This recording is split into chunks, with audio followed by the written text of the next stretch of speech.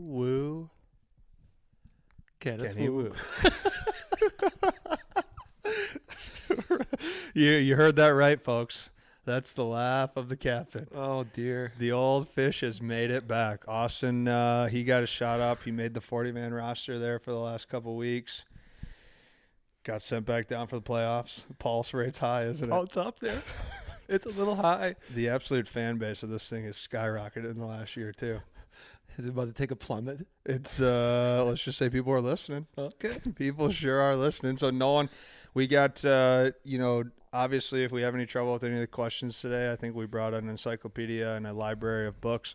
If we have an issue with that, we can dive into that. And this is more so for fish to, if it becomes too fast, take your time, grab one of the books if you need to. I'll be fine. So I'll be fine answering anything. I'll be fine going through this as needed. But if you need anything, there's a variety of knowledge in front of you, a lot of pages, a lot of table contents, and I think you can just peel in what you need. I missed you, Mark. I missed you. It feels good. I'm a little nervous, too. I know you are. I had my 3 pregame pees. I had to take them. I got to pee quick. I got to pee. There's my nerves. No, are you asking questions? Yeah. All right. Am I saying them when you say them or what? Yeah. All right, let her rip. What's one experience of yours that you would like to transfer to everybody you meet? Okay, so the question is for those folks who are listening, welcome back, Dave Fischer, for the experience that you've had that you would like everybody else to have. Yeah, you could transfer. So what's the experience that I've personally had, that he's personally had, that he or I could transfer? Other people that have. Great question. Great question. Go ahead. You want me to kick it off? Yeah, take it off. It's hard to compare or parlay with an experience that you might have and the feeling that it would evoke or translate into, right? I would say for me, the images that I have in my mind that it might take me through dark places or perhaps a dark time in the year is the complete calm, tranquil peace and happiness that I will get in certain moments throughout the year. A lot of times it'll be out on the lake when the sun is setting with a group of friends or family. Sure. And I will just in that moment kind of take like a click, click, click, like a little mental snapshot and be like, wow, Yeah. I feel amazingly complete right now. Yeah. And again, that might look different for Noli or for Chelsea, but for me, just it's almost a moment of serenity.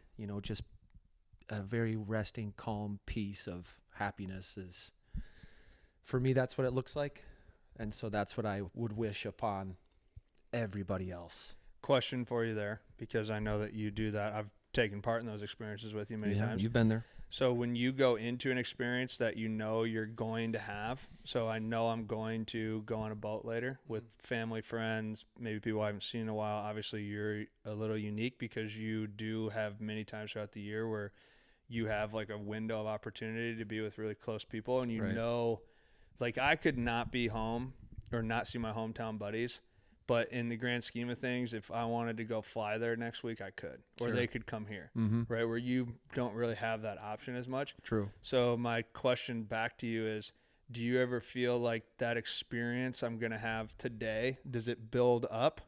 And do you ever get to the experience and build it up too much? Or have you gotten better at being just understanding of each experience of what it is? I don't look for it. Mm. I let it kind of just come up. I'm not like, ooh, I'm, going to be out on the boat or up at the cabin this weekend. Yeah. It's something that it certainly bubbles up naturally. And when it comes, it's always just like, Yeah. and it's just a great feeling.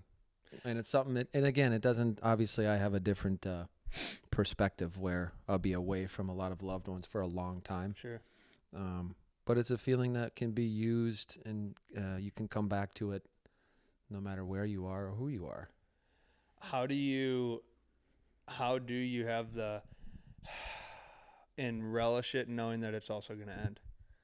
That's the beauty of it. I know you're good at that. That's It's all the I'm absolute beauty of it, and it's that knowledge that you can accrue. Some takes some people longer than others, but as we've said, whether it's a beautiful, amazing moment or a terrible one, we know that it's gonna come to pass. For sure. And so, For sure. so when you're in the darkness, you know that it's gonna go away, and there'll come a time down the road when you're, soaking in God's sun with the people that you love and enjoy, and you're gonna feel truly complete again. So just have patience. Yeah, it's the father of time. It just keeps rolling. Yeah, a big wheel. We're all just dust in the wind. Okay, Marty, your turn.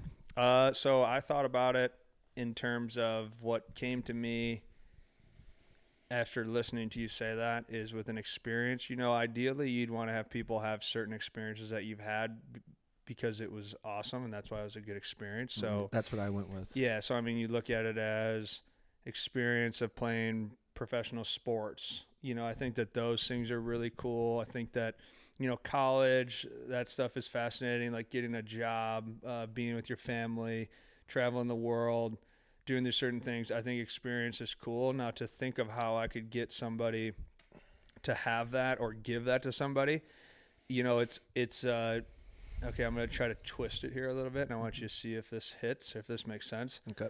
I think even answering that question is still so hypothetical, because even answering that question, I would still only be answering it to somebody to the degree in which I felt the experience. Your lens? Yes, and even in that description of me telling you about an experience or wanting you to have that feeling, I still don't even think there's a way to describe experience in your mind To translate to somebody it? else.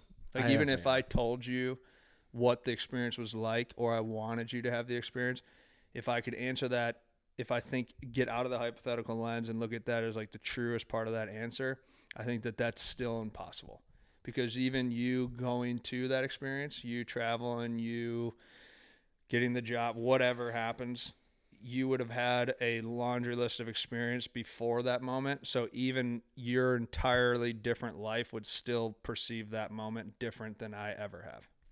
100%. So I think it's a question that is unanswerable. It's a loaded question. You can answer it in a broad spectrum. No, it doesn't have to be acute. Yeah. No, I'm not mad at him. I'm not mad at Nolan. And I think it's a great question. I just don't think there's an answer to it. Yeah. Is that good with you? No. Oh, you got cards? What do you got over there? Are those actual question cards? What are you doing? Oh. I don't know about this. Okay. Was that one of the questions? That wasn't, but this one is. Oh, so you made that one up?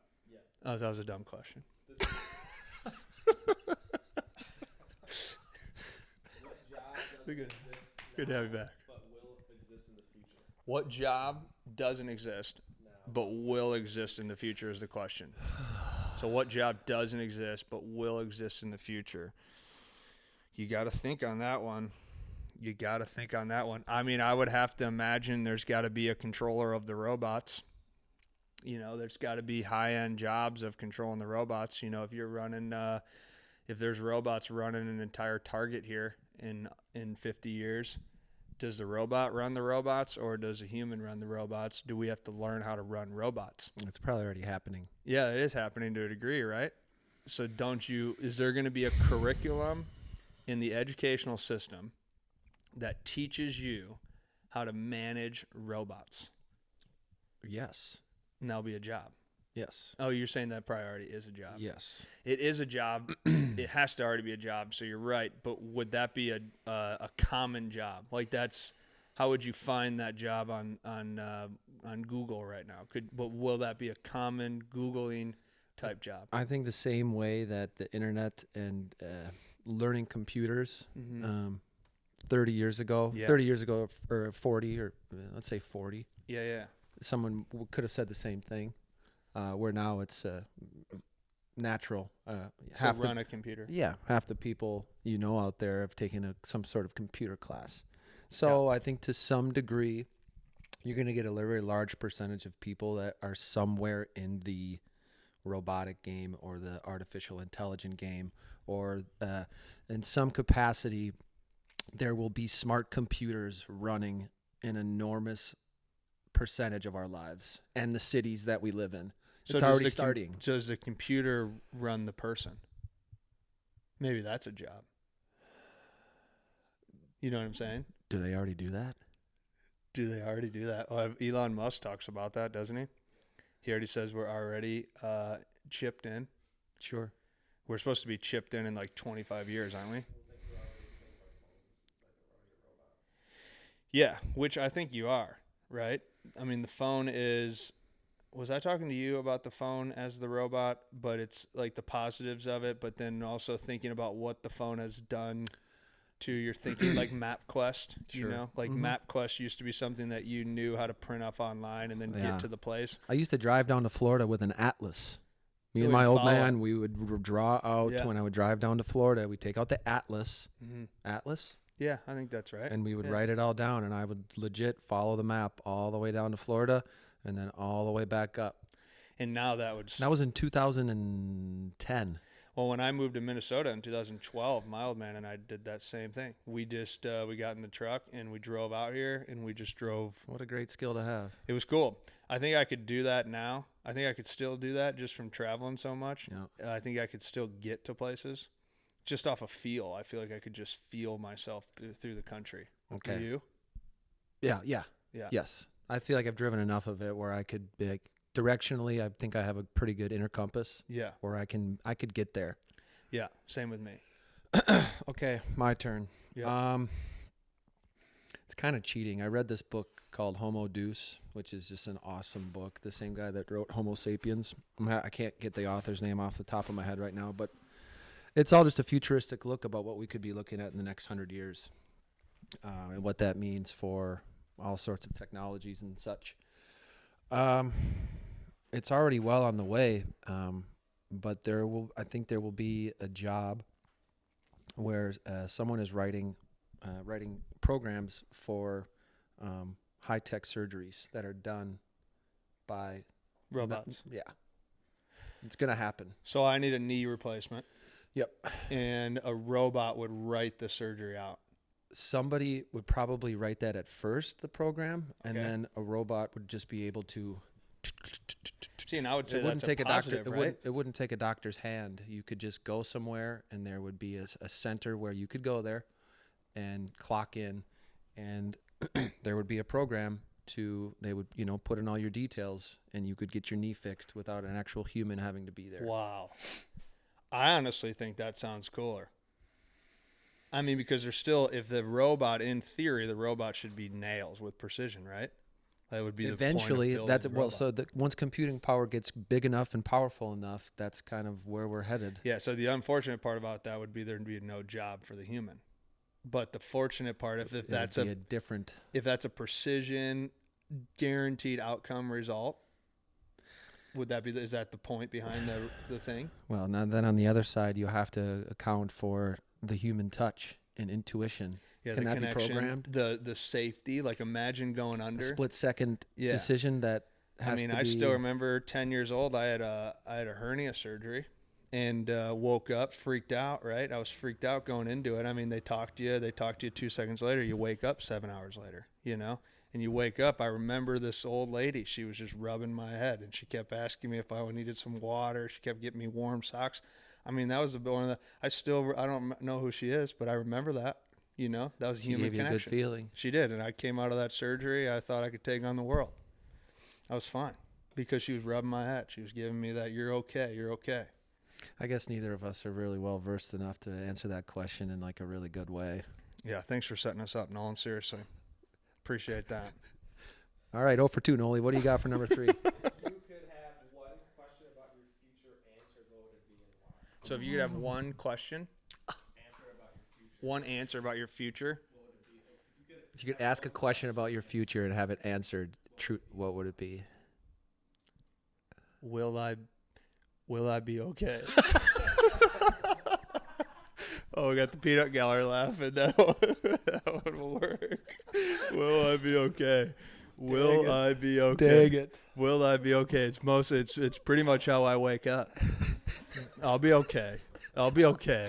Nolan, call Nolan. He's not picking up. Nolan. Oh, crap. Oh, gosh. What's the question? Or what's the answer? What's the answer that you want to know so you get to know it? You can just know anything about your future.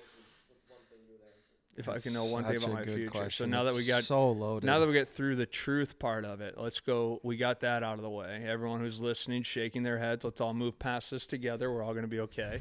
Okay, now let's move into the actual what we would like to have be an answer of the future. Besides, will you be okay? I don't know. I keep coming back to the. I can kind of take it. And then Go ahead. Maybe you grab something and run with it. So what I think is interesting about the future now is that you can kind of already see that you live different parts of your life and you live them differently. Like I remember being a kid, but I don't know what it's like to be a kid.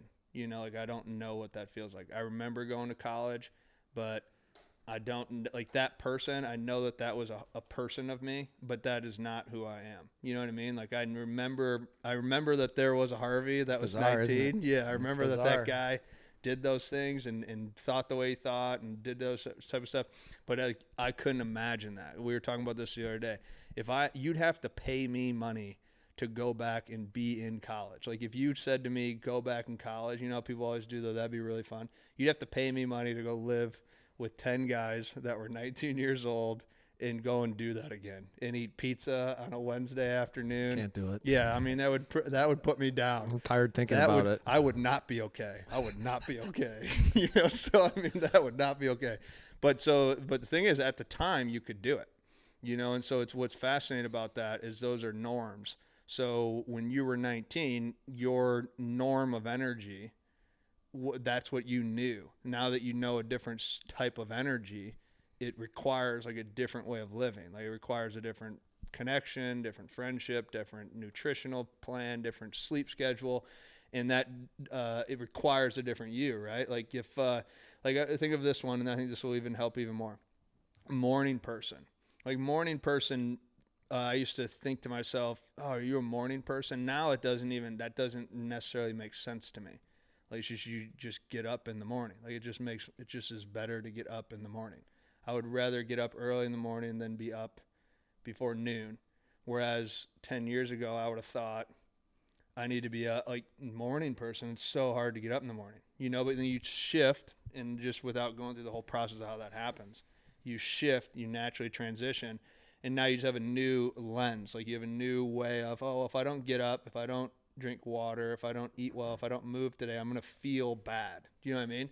Whereas like maybe you didn't quantify that years ago. So now my answer to the question would be, what new norm will I have? Or what new norm will I be? Like how will I see things? You know, and I think you gotta keep progressing that. Like you gotta keep, like you can't fall victim to the, you think about how many people turn 30 or get 30s and they just all of a sudden agreed with being tired.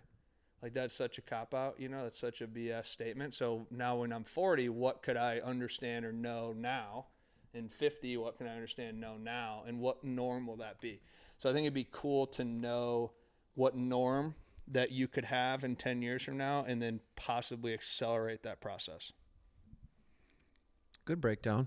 Yeah, it was a lot. I mean, a lot of layers there. Okay, so through that's good. I think I got mine now because obviously the question is, when and how will you die? And that's just, you don't want to know that. I don't. That's ridiculous, ludicrous. Yeah. So, and then the other thing I think about is someone asks you, where do you want to be in 10 years? Well, I've always felt like I want to have peace and happiness. Those are the two things that I want always. I want to have those for as long as I live. Mm-hmm. But I feel like those are attainable in some facet or another, no matter what you do. I mean, that's just it's a way of life that you can strive for no matter the age. Mm-hmm. And I know that I can do that no matter where I go. So with that, just to kind of make it a simple answer, I would ask you, like, will I make it to 90? That's it. And if someone says no, then I'll be like, okay. Then I'll make it to 89 maybe, or I make it to 50. But that's kind of what will I make it to 90? That's good. Or, 90, because I told Marty I want to make it to 100. I don't know if I will, but I mean, your knees are banged up. I know. You got banged up knees. So that you would also be used the term ludicrous very well just a minute ago. That's I do how not I want would that say to it. get away from us. That's how I would say it, Noli. If that, just to simplify that loaded question that haunts every person thinking about mortality: will I make it to blank? And if they say yes or no, then it's kind of okay. Well, I love the way that you break that down, because I would not want to know when I die either, because then it would put like an expectation of your day. You know, if somebody told you were going to die in a year, or 30 years, you would live now differently. Where I think like having the concept of I think the goal is to break that down to live today, right? Like you could, and then now when you look at that, that's what all these books are telling us that Yeah, we all read. I'll get to reading these today. It's ludicrous that we read all those. I'm sorry, I just wanted to say ludicrous so bad. When you said that so elegantly, I went, wow, I got to say that word more often. But I think we got steered away because Ludacris was a huge rapper when we were growing up. Remember that? He was awesome. He was awesome. And it took, I think you think Ludacris, you think the rapper. I do. I know I do. Do you? Does Rachel? Yeah, 100%. But it's such a good word. You ruined the word. Yeah. You can't use it anymore. Yeah, you can't. It's absolutely ludicrous what they've done to it. Oh, that's good stuff. Okay, so that's a great answer. I'm not gonna. So that was number 3, yeah? We have one more, Noli? It's been a while. I don't even know anymore. Yeah, no, it's tough. It gets big down here. Okay. Is there anything you know for sure is true? Is there anything you know for sure is true? That's I've said this on many coffee buzzes. Did you just come up with that question? Yeah. You swear? I swear you've been asking that since 2017. No. You can do another one. No. I want that. We want this one. You gotta go. Yeah, You can no cop outs We'll here. We'll take it. We're just happy you wanted to make it on this week. You know, guy took a month off. Hey, the coffee buzzers are doing really well without the questions. Yeah, just send me over the stuff. Yeah, you know what I mean. You want me to come? No, you're good. You're good. Just take a day. I think you guys could extend it a little bit longer. I think if you did no questions, 15 more minutes, hey, let me know how it goes. All right, thanks, man. Okay, so do you know if anything is true? That's the basis of the question. I mean, we can do the whole, the Matrix part. You and I have been big into this for many years. We've had many balcony conversations about there is no spoon. So I don't know. I mean, I think that the truest answer of truth is, I really do think there is no what's true. Absolute truth. Absolute 100% truth. Can that even be true? Can that even be true? You know? I don't know. Well, I mean, we can defend it. I mean, I definitely can sit here and defend that there's an absolute truth, and I could absolutely defend that there's a truth. But then if I sit there and do what I'm doing right now, think about it, I could also sit there and do the exact same thing and go, well, that's not entirely true. Well, is there not an absolute truth? you're here, right? Because I can see you, and I can. That's right? Am I? Am I? So, okay, I have a question for you. Here we go. We've been talking about this for a few years. All right, so you know how they always talk about presence? They always tell you to be present, be present. So my question to presence has always been, you're right, that's real, right? Like that leg is in the present for what I could believe My is true. senses are taking it in. Yes, like you could believe that knee that I'm staring at is true. That's in there. the moment. But now that I'm even talking about the fact that I was already talking about your knee, it's not present anymore. It's gone now. Yeah, and so now that's different. So that means that within the whole conversation I've been talking about your knee, there's had to have been blood flow that has changed the trajectory of the knee to what it was a second ago.